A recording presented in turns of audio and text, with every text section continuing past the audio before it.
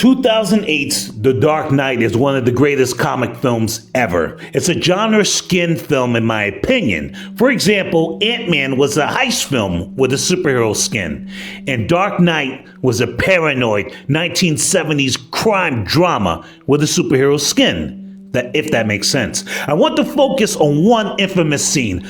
I know you remember that infamous scene where the Joker lights a mountain of money on fire.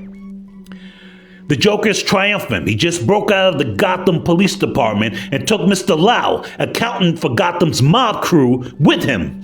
The Joker steals $500 million from the mob, and he decides to celebrate by burning the money. Now, $500 million is an estimate. Please don't hold me to it.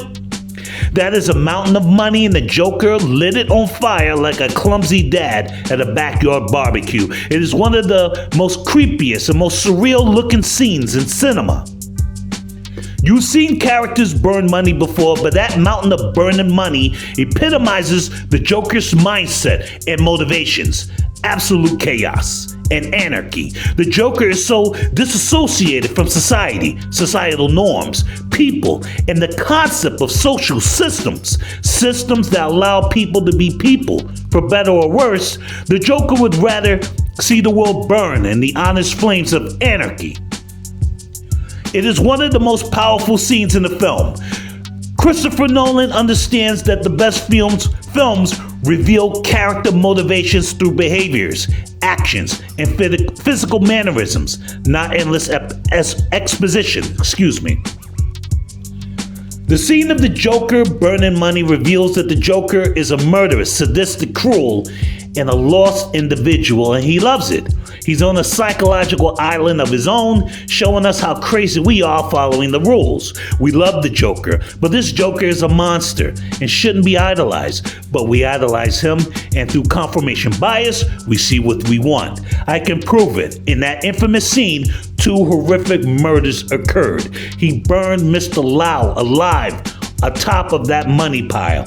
I know I didn't think about it or made myself forget about it for years. As comic book fans, we overlook it or forget things like this because we love the Joker and what he represents as an iconic comic book IP. We remember that scene of the mountain of burning money, but forget Mr. Lau was tied up on top of that pile of money. Let's talk about it.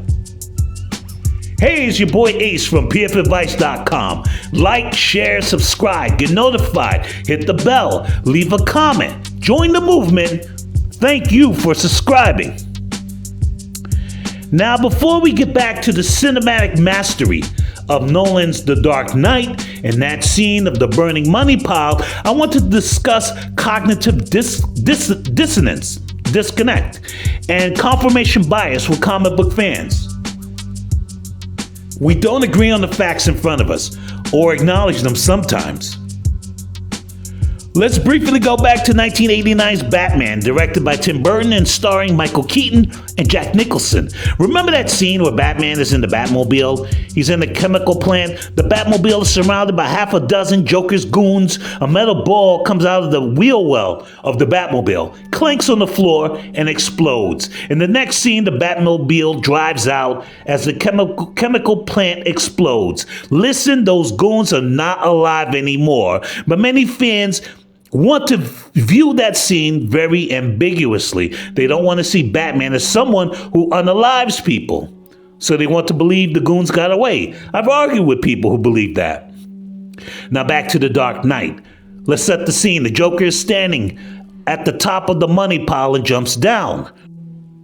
Money falls down as he flows down the mountain of money. Mr. Lau is at the top of the pile in distress, tied up and trapped. The Joker slides down, meets the Chechen, the gangster with the Rottweilers. The Joker lights the money on fire, and the Chechen is so horrified to see it. The Joker then tells his goons to feed the Chechen to his dogs. Then we get the iconic scene of the Joker posing in front of the burning money and making a call. An iconic image. I used that as my laptop wallpaper for a long time. How many of us forgot that Mr. Lau is atop of that burning pile of cash? There is no way to make this ambiguous. There is no way Lau escaped. I know I forgot that scene for a long time. Maybe I subconsciously made myself forget. I remember watching this film in theaters 3 times in 2008. I didn't think about Lau after that call during that time. Imagining Lau's end is so much more horrifying than seeing it. Maybe they cut it out to avoid a horror scene. Maybe that is us as comic book fans. We don't want to think about or imagine he got away. Unlikely, or we want to imagine he got away, excuse me. Very unlikely.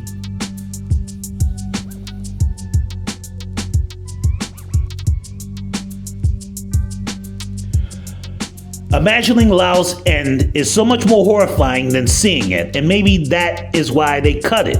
Maybe to avoid a horror scene.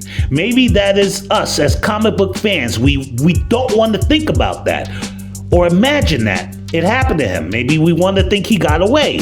Unlikely, like the goons bombed by 1989 Batman. The Joker burned that accountant alive in front of all of us. I think we look away because we have preconceived notions of Batman and the Joker, and that scene could have veered into horror instead of crime drama. This is not criticism, just commentary. Ledger's Joker was idolized. It's an iconic performance, and many fans don't even see him as the bad guy. That was the power of Ledger's performance and the immense power of fan perspective. A lot of us don't want to admit what we saw what we saw. A lot of us didn't want to see that film for what it was the first time we saw it. Good or bad, you tell me. Comment below.